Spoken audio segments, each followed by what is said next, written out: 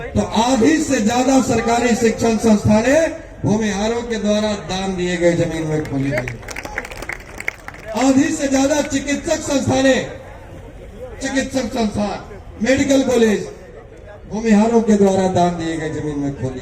और इतना ही नहीं, आपका समाज तो इतना दानी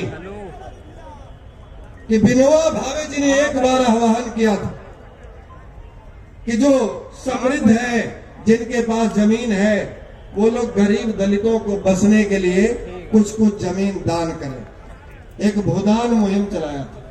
आपको जानकर हैरानी होगी कि गरीब दलितों को बसाने के लिए, गरीब दलितों की भी अपनी जमीन हो जिस पर वो अपनी झोपड़ी लगा सके, उसके लिए भूमिहार ब्राह्मणों ने बिहार झारखंड में 33 लाख एकड़ जमीनें दान में दे दी। हमसे बड़ा दानी तो दानवीर कर्ण नहीं हो सकता। लेकिन आज अजीब विडंबना है कि जिस समाज ने इतनी कुर्बानियां दी, जिस समाज ने इस देश में समाजवाद की स्थापना के लिए, समाजवाद की जड़ में है, ग्रामीण माहौल को रसपूर्ण बनाने में अपना सर्वस्व न्यौछावर कर दिया, आज उस समाज को सामंती, शोषक और मनुवादी के रूप में प्रस्तुत किया जा रहा है। उस समाज पर मनगढ़ंत आरोप लगाए जा रहे हैं। मैं कहना चाहूंगा, कोई व्यक्ति लड़ाई नहीं लड़ता। हमारे ब्रह्मेश्वर मुखिया जी कोई पहलवान नहीं थे, लेकिन मुखिया जी ने जो काम कर दिया, शायद भारत सरकार अब तक वो काम नहीं कर पाई। आपके ऊपर जब जब कुठाराघात हुआ है, जब जब आपके इज्जत आबरू पर आंच पड़ी है, जब जब आपके अधिकारों के साथ, जब जब आपके हक व हकूक छीने गए हैं, तब तब आप परशुराम अवतार को धारण किए हैं और अपने लिए अपनी लड़ाई खुद लड़े हैं।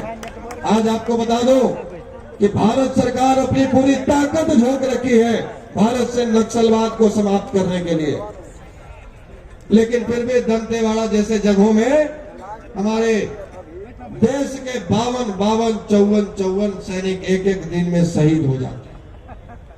इस देश के आधे से ज्यादा राज्यों में नक्सलवाद आज भी चरम पर है, लेकिन कुछ न कुछ तो खास आप में थे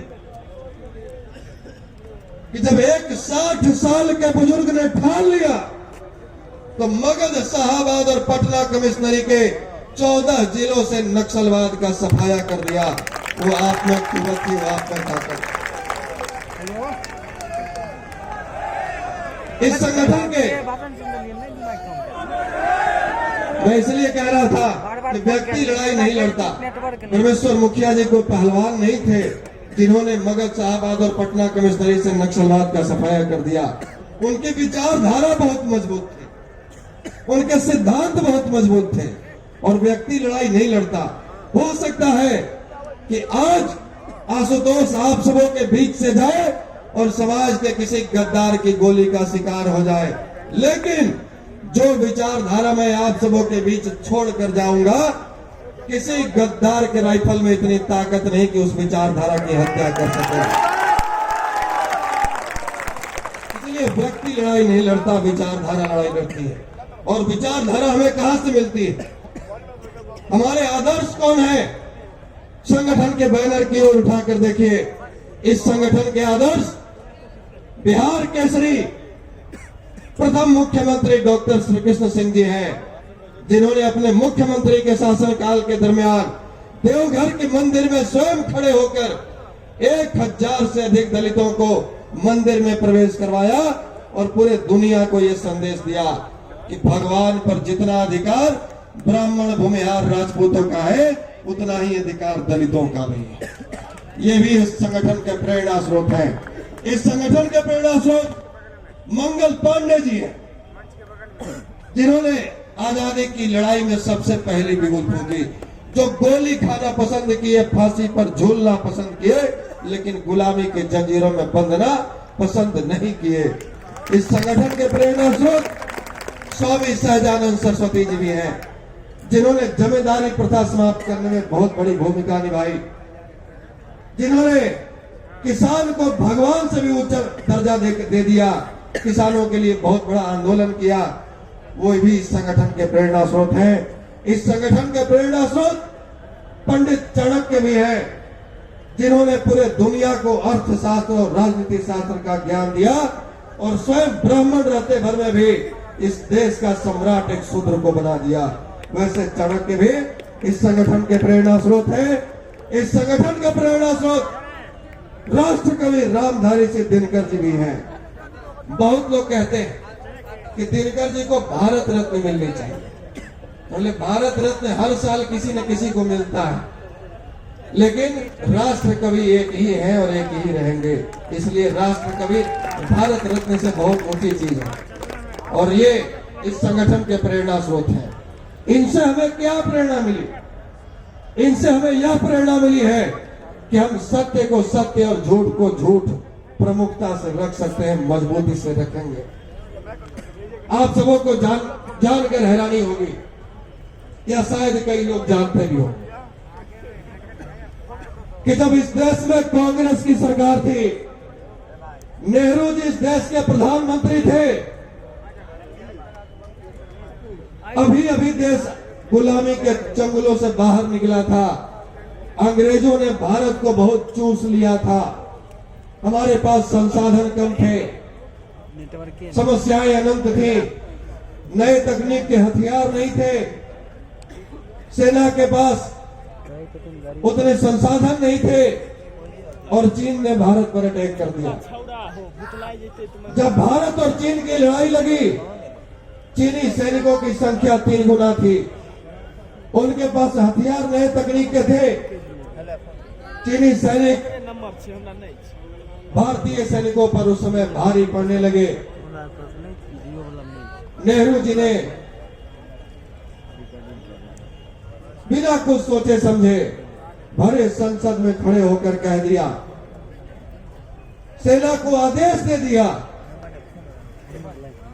कि बॉर्डर छोड़ दो और भाग आओ, जहां तक चीन अपनी जमीन कब्जा करता है उसको करने दो। संसद में जितने भी सांसद बैठे थे, सबों को पता था कि यह गलत आदेश, यह सेना का मनोबल तोड़ने वाला आदेश था, यह देश का मनोबल तोड़ने वाला आदेश था। मैं भी भारतीय सेना में 8 साल नौकरी करके आया, मुझे भी मां भारती की सेवा करने का 8 साल सौभाग्य प्राप्त हुआ।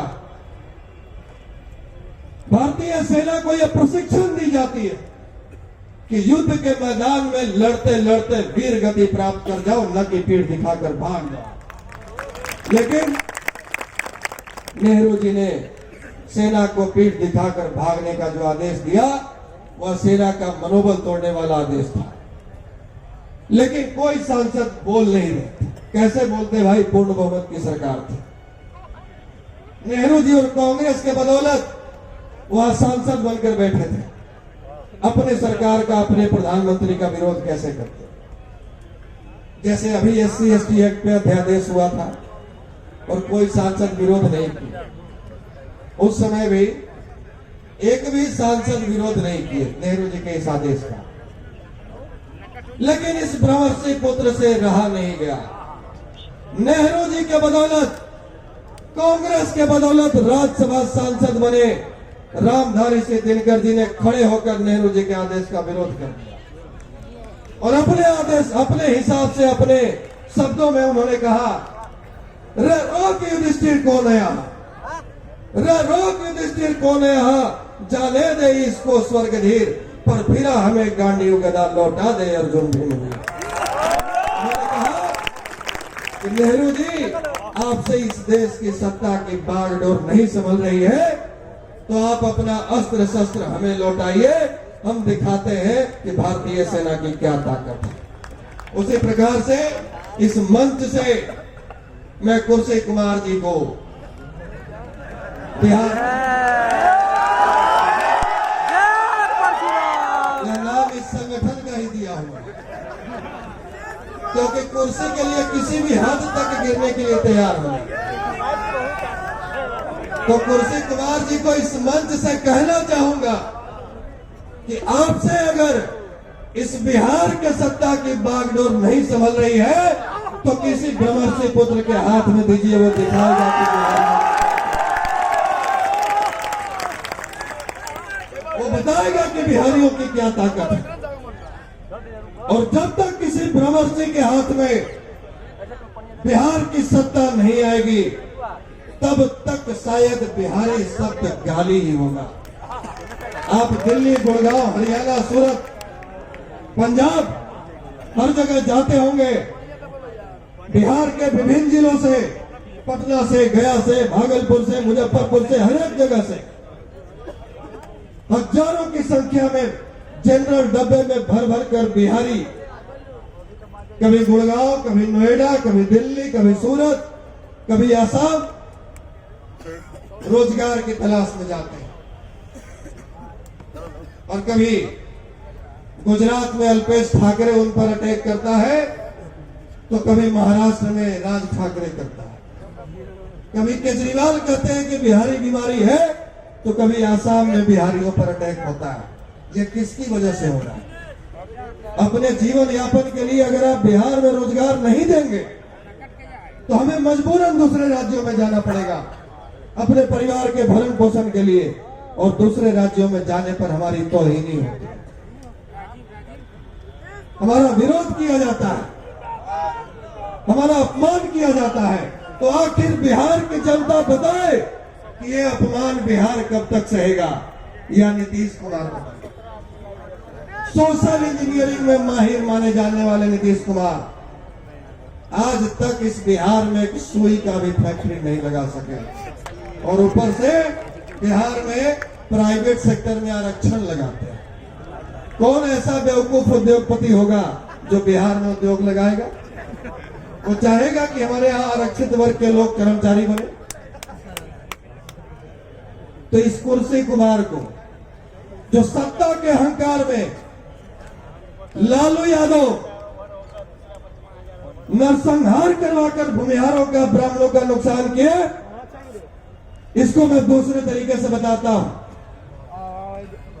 भूमिहार ब्राह्मण या सवर्ण रूपी एक पेड़ है,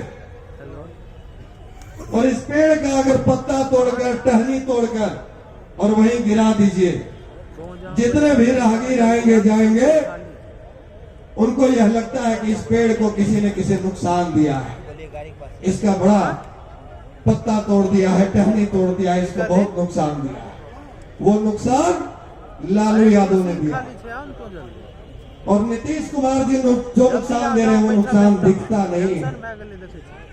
लेकिन उसी पेड़ का न पत्ता तोड़िए न टहनी तोड़िए, और रोज उसका जड़ खोदिए और एक बाल्टी गर्म पानी डालिए और फिर जड़ को ढक लीजिए।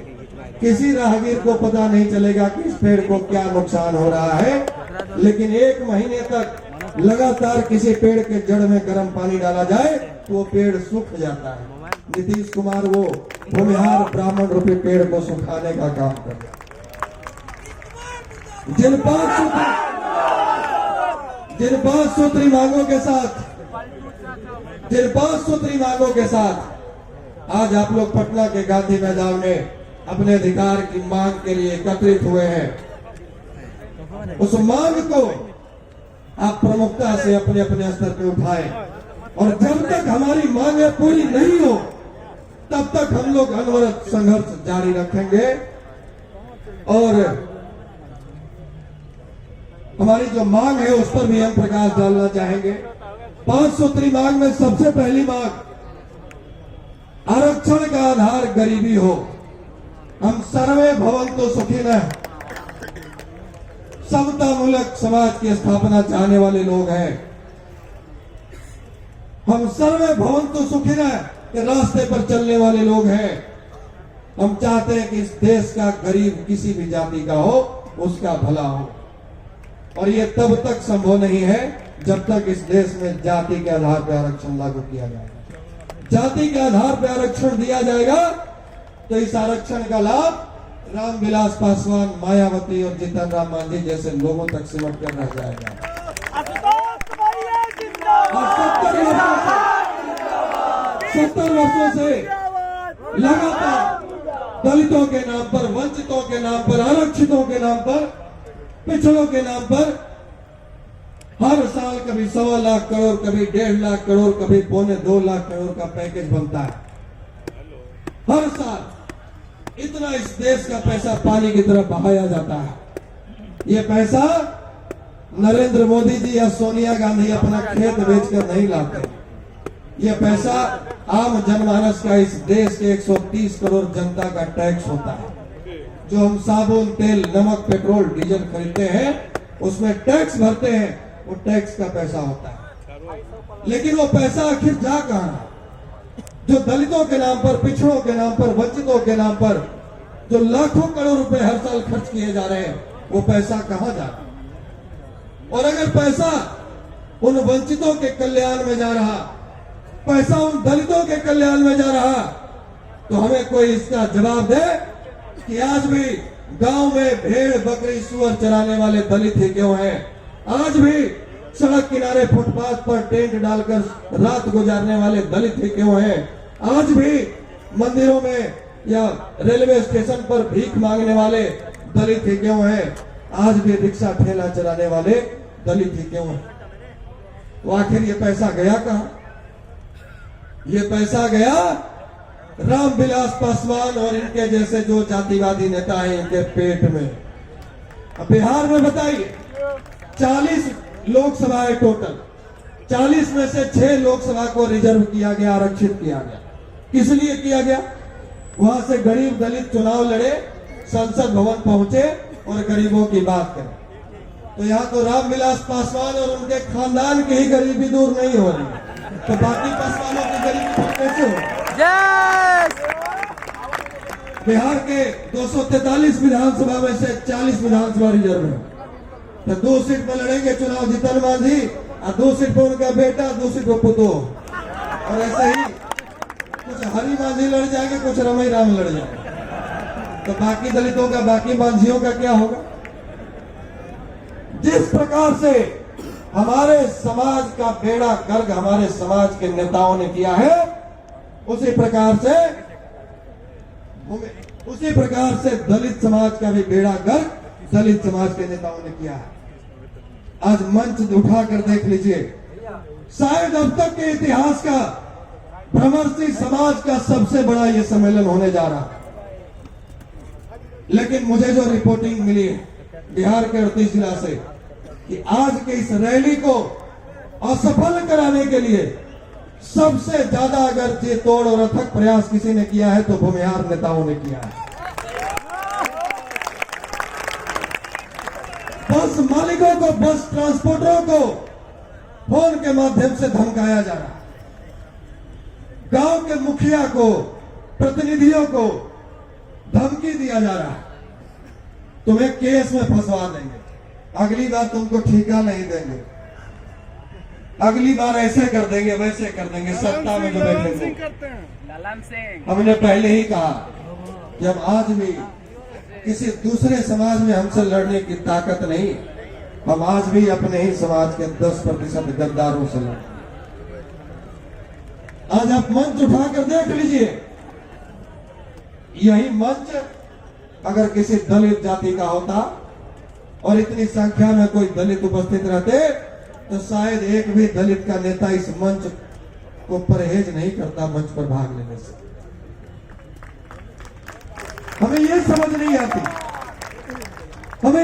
नहीं आती कि रामविलास पासवान को खुलेआम संसद भवन में, खुलेआम गांधी मैदान में, खुलेआम मंच से अपने आप को दलित कहने में और दलितों की बात करने में परहेज नहीं होता है। सुशील कुमार मोदी को वैश्य महासभा के बैनर तले आयोजित सभा में जाने से परहेज नहीं होता है। उपेंद्र कुशवाहा केंद्र में मंत्री रहते भर में पूरे बिहार में कुशवाहा महासभा के बैनर तले आयोजन करवाए। इसी पटना के गांधी मैदान में 6 महीने पहले बिहार के कृषि मंत्री प्रेम कुमार चंद्रवंशी महासभा करवाए। इस श्री कृष्ण मेमोरियल हॉल में पिछले 28 अगस्त को नोनिया कानू जाति का सम्मेलन हुआ, जिसके मुख्य अतिथि बिहार के राज्यपाल हुए। इस देश के प्रधानमंत्री को लाल किला से अपने आप को तेली बोलने से परहेज नहीं होता है। इस देश के प्रथम नागरिक राष्ट्रपति का भी चुनाव अब जाति देखकर हो रहा है। लेकिन हैरानी होती है कि भूमिहार ब्राह्मण के नेता अपने आप को भूमिहार ब्राह्मण कहने से परहेज क्यों करते? समस्या यह है कि हमारे नेता भूमिहार होते हैं, लेकिन केवल चुनाव के टाइम में भूमिहार होते हैं। हमारे नेता को चुनाव के टाइम में भूमिहार बनना पड़ता है, क्योंकि उनको टिकट चाहिए नवादा से, उनको टिकट चाहिए बेगूसराय से, उनको टिकट चाहिए मुंगेर से, उनको टिकट चाहिए जहानाबाद से। और चुनाव के बाद कुछ भाजपाई हो जाते हैं, कुछ कांग्रेसी हो जाते हैं, कुछ सेकुलर हो जाते हैं और कुछ हिंदू के नेता बन जाते हैं। लेकिन हम लोगों को भूमिहार का नेता चाहिए, जो चुनाव के समय में भी भूमिहार रहे और बाद में भी भूमिहार रहे, वो नेता चाहिए। और एक बात तो तय है कि हमारे समाज में नेता खोजने की आवश्यकता नहीं। बावन का बच्चा जिस दिन जन्म लेता है उस दिन लालू यादव से बड़ा नेता होता है। वह बेटा खोजने की आवश्यकता है, वैसा बेटा जिसके भीतर ये कुवत हो कि अपने गांव के चौराहे पर, गांधी मैदान के मंच से और राजनीतिक पटल पर खड़ा होकर कह सके कि हाँ, मैं भूमिहार ब्राह्मण हूं, हमारे समाज में भी गरीबी है और मैं उसकी बात करूंगा और छाती ठोक कर उसकी बात करूंगा।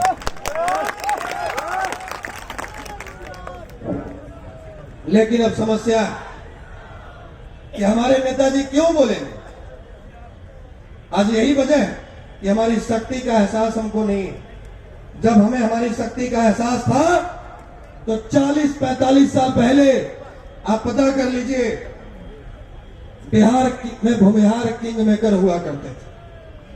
60 साल पहले हम किंग थे श्री बाबू के टाइम में, और 40 साल पहले किंग मेकर थे।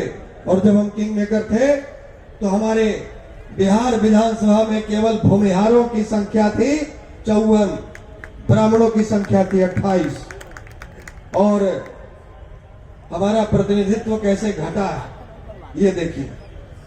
आज के 40-45 साल पहले केवल भूमिहार जाति से 54 विधायक थे, ब्राह्मण जाति से 28 विधायक थे। और 2010 का रिजल्ट इलेक्शन कमीशन के साइट पर जाकर देख लीजिए, 54 से घट के आप आ गए 27 पर, और 28 से घट के ब्राह्मण आ गए 17 पर। और 2015 बिहार विधानसभा का रिजल्ट उठाकर देख लीजिए, हम 27 से घट के आ गए 17 पर और ब्राह्मण 17 से घट के आ गए 11 पर। और इसी प्रकार अगर मौन साधे रहे, इसी प्रकार बिना शर्त समर्थन करते रहे, तो 2020 के बिहार विधानसभा में चुनाव में हम हो जाएंगे 7 पर और 25 में हमारी उपस्थिति नगण्य होगी। अपने अधिकारों के लिए जागना होगा। अधिकार खोकर बैठ जाना यह महादुष्कर्म है, न्यायार्थ अपने बंधु को भी दंड देना धर्म है।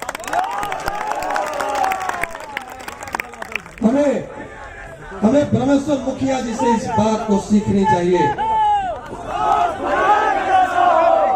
ब्रह्मेश्वर मुखिया जी के द्वारा जो संदेश दिया गया पूरे भारतवर्ष को, तमाम राजनीतिक दलों को, वो ठोस संदेश हमें अपने भीतर आत्मसात करना होगा कि हम 70 वर्षों से तपस्या कर रहे हैं, मौन तपस्या और मौन समर्थन, कि शायद इस बार की बिहार विधानसभा चुनाव में हमारी बात हो, शायद इस बार लोकसभा चुनाव में हमारी भी बात हो।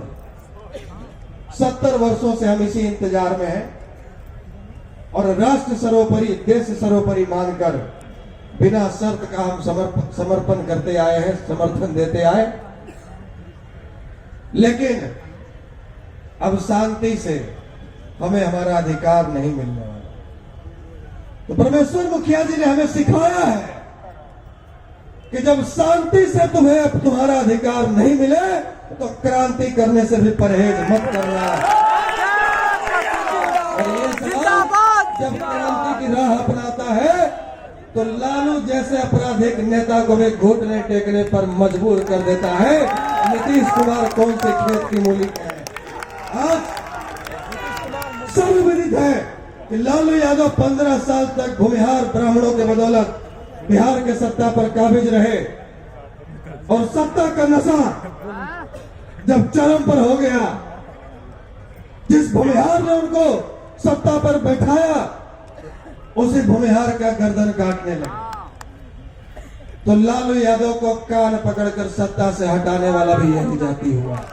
और अब चाहे प्राइवेट सेक्टर में आरक्षण लगाने की बात हो या आउटसोर्सिंग में आरक्षण लगाने की बात हो, 50 लाख तक के ठेकेदारी में आरक्षण लगाने की बात हो, 9,99 सिपाही भर्ती में 3 भूमिहारों की भर्ती करने की बात हो, या पंचायती राज में आरक्षण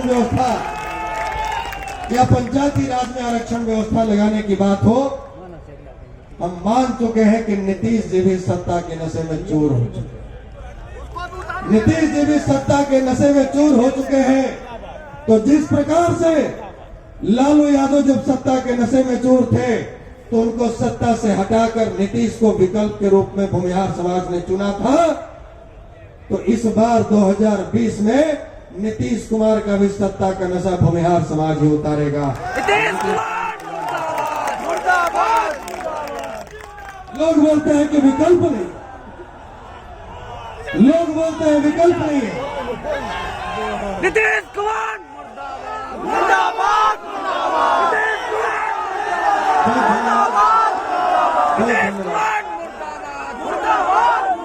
लोग कहते हैं कि हमारे पास विकल्प नहीं, लोग कहते हैं विकल्प नहीं।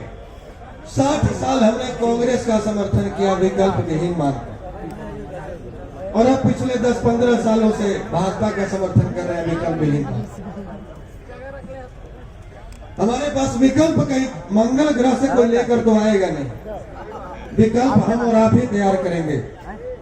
जब 1.5% आबादी वाले नीतीश कुमार बिहार में 14 साल से राज कर सकते हैं, तो 7.25% आबादी वाला भूमिहार और 5.5% आबादी वाला ब्राह्मण विकल्प की तलाश नहीं करेगा।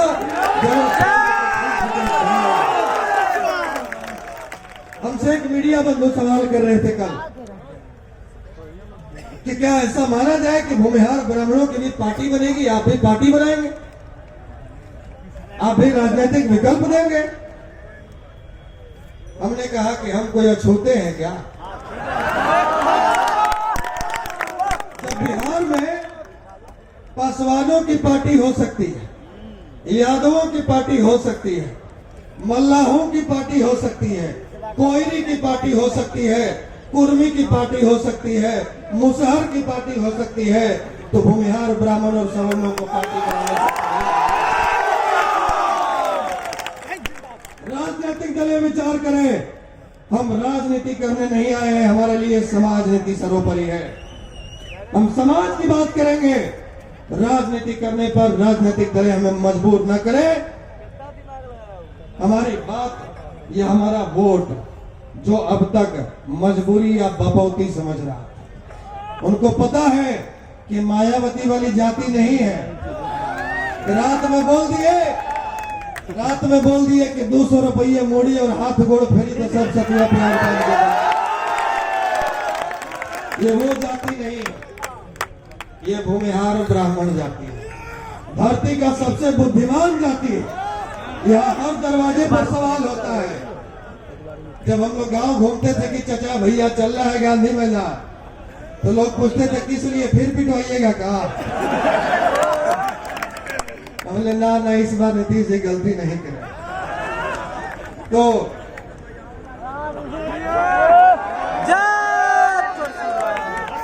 ये सबको पता है, जो आज तक मजबूरी मानकर, लाचारी मानकर हमारे वोट को बपौती समझता रहा, वो भी आज देख रहा होगा तो उसे इस बात का एहसास हो रहा होगा कि ये जात जीतनराम मांझी का जात नहीं है। बाभन का एक एक बच्चा 10-10 वोट का ठेकेदार होता है। और वो चाहे वोट आपके दोस्त का हो, आपके रिश्तेदार का हो,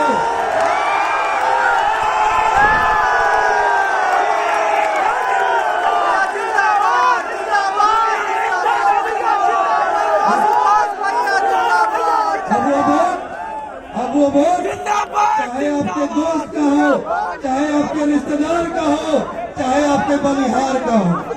आप बुजुर्ग चाहते हो गांधी मैदान से आपने जो संदेश दिया है, निश्चित रूप से जो दलें हमारे वोट को बपौती समझ रही थी, उनको 1 करोड़ वोट का नुकसान होता दिखेगा।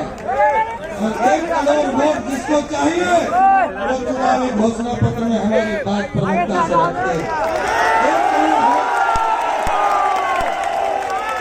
1 करोड़ वोट जिसको चाहिए, 1 करोड़ वोट जिसको चाहिए, वो राजनीतिक मंच से हमारी बात करे, वो वैश्विक पटल पर, राजनीतिक पटल पर हमारी बात करे, वो नेशनल मीडिया में हमारी बात करे।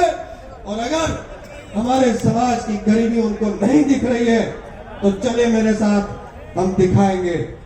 बिहार के सवर्ण समाज के युवा अब सिक्योरिटी गार्ड की नौकरी महज हमारे लिए यही नौकरी बच गई है और यही नौकरी करने को मजबूर है। आप दिल्ली चले जाइए, आप गुड़गांव चले जाइए, आप नोएडा चले जाइए, आप गाजियाबाद चले जाइए, आप सूरत चले जाइए, आप किसी भी सिक्योरिटी एजेंसी के ऑफिस में घुस जाइए, उसका रजिस्टर खंगालिए, 100 सिक्योरिटी गार्ड का नाम लिखा होगा तो 80 नाम के आगे शर्मा, सिंह, तिवारी, चौधरी, मिश्रा यही लिखे होते हैं। अब हमारे लिए केवल सिक्योरिटी गार्ड की नौकरी बची है। तो अब हमारी आबादी 75% गरीबी रेखा से नीचे जिनों को विवश है, लेकिन संविधान में आज भी आप उनको जिम्मेदार घोषित करके रखते हैं। जब हमने अपने अधिकारों के लिए 3 बार बिहार बंद का आह्वान किया तो पूरे भारत में आपको जानकारी होगी 2 अप्रैल को दलित संगठनों ने बंद करवाया था। बंदी से पूर्व पूरे भारत में किसी भी दलित कार्यकर्ता या संगठन चलाने वाले की गिरफ्तारी नहीं हुई। और 10 अप्रैल को इस संगठन के माध्यम से जो घोषणा हुई कि पूरे बिहार सहित पूर्वांचल को बंद कराया जाएगा, बंदी से 1 दिन पहले ही हमें नजरबंद कर दिया गया। डीजीपी साहब के आदेश पर, गृह मंत्रालय के आदेश पर झूठ बोलकर, चाय पीने के बहाने से प्रशासनिक अधिकारी अपने कार्यालय में बुलाकर और बोले आज से आपको मेरे साथ रहना होगा कल तक। तो हम जब अपने अधिकारों के लिए आवाज उठाते हैं तो हमारे 80 साल के बुजुर्ग को जाति पूछकर पीटा जाता है। बेलागंज में हमारी माताओं बहनों पर अत्याचार किया जाता है। हमारे बंदौर में सैकड़ों एकड़ जमीनों पर कब्जा करवाया जाता है। और जिंदाबाद जिंदाबाद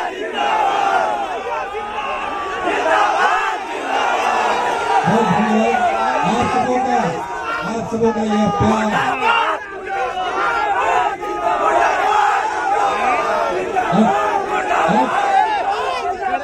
आप सबों का उत्साह देखकर मैं कहना चाहूंगा कि भूमिहार ब्राह्मणों की सरनिया कभी सियार पैदा नहीं,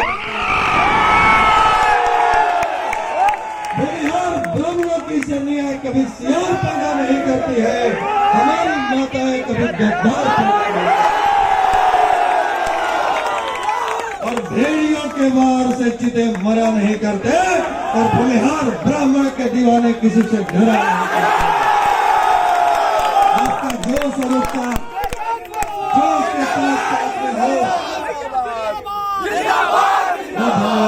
आपके जोश के साथ में आपका होश रहना बहुत जरूरी है। और जहां भी हमारी आवश्यकता महसूस होगी, मैं देख रहा हूँ जहां तक हमारी नजर जा रही है,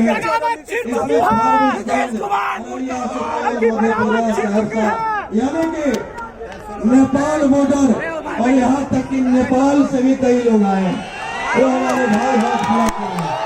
नेपाल से भी सम्मेलन में भाग ले रहे हैं, उत्तर प्रदेश से साथी आए, झारखंड से आए, हरियाणा से आए हैं, मध्य प्रदेश से आए, दिल्ली एनसीआर से आए। आप तमाम समाज प्रेमियों का इस पटना के गांधी मैदान में मैं आशुतोष कुमार पुनः हार्दिक स्वागत वंदना अभिनंदन करता हूँ। और आज का दिन जो आपने अपना सारा जरूरी काम छोड़कर, आपने अपना सारा निजी काम छोड़कर जो समाज के लिए दिया है, एक वादा आपसे करूंगा कि समाज आपके इस त्याग को, बलिदान को कभी भूलेगा नहीं। और जब तक आशुतोष के धमनियों में खून बहता रहेगा तब तक भूलने नहीं दूंगा। आज आपको कुछ मिला है, आपको आज कुछ जैसा हो, आपको आज कुछ मिला हो या नहीं मिला हो, लेकिन आपके दिल को तसल्ली जरूर मिली होगी, आपके दिल को ठंडक जरूर मिली होगी कि लाखों की संख्या में जो भ्रमर सिंह भाई मौजूद है, ये परशुराम वंशज, इतने शेरों का जमावड़ा बहुत संयोग होता है तो मिलता है। आप सभी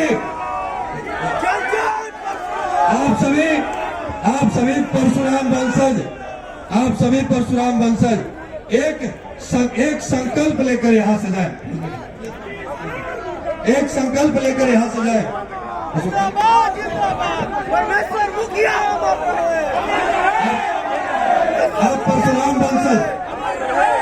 आप परशुराम वंशज यहाँ से एक संकल्प लेकर जाए।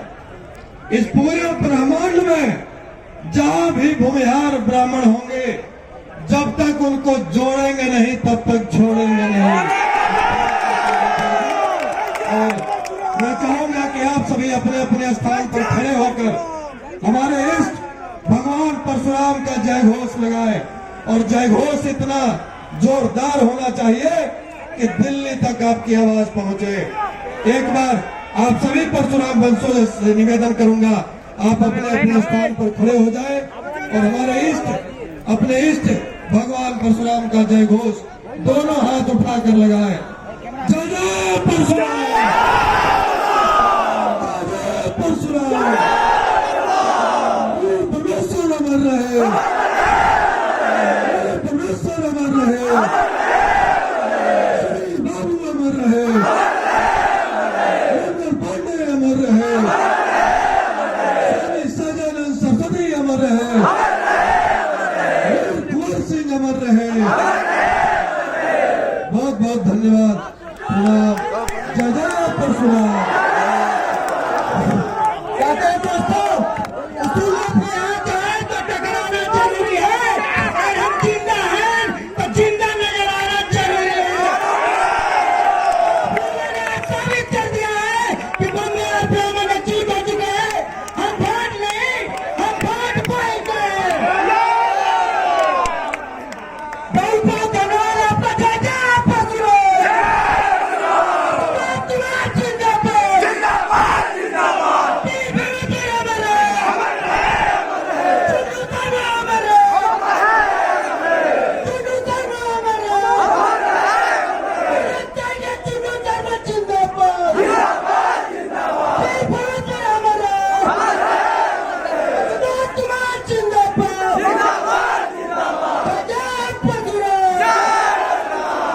आप सभी आए तमाम परशुराम वंशजों से एक निवेदन करूंगा, शांति व्यवस्था बनाए रखें। जिस प्रकार से आज के सम्मेलन को आपने शांतिपूर्वक, धैर्यपूर्वक सफल बनाया है, रास्ते में भी इसी प्रकार रास्ते में भी आप लोग शांति बना कर जाए और एक सभ्य समाज का उदाहरण पेश करें कि ऐसा भी रैली।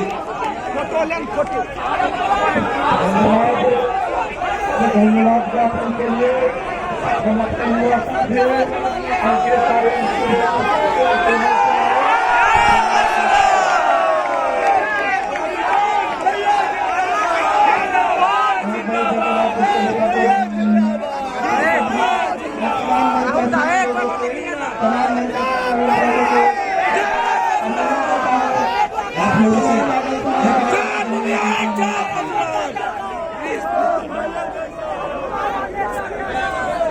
आप तमाम आदरणीय लोगों का कई बार धन्यवाद देना चाहता हूँ इस मंच के माध्यम से।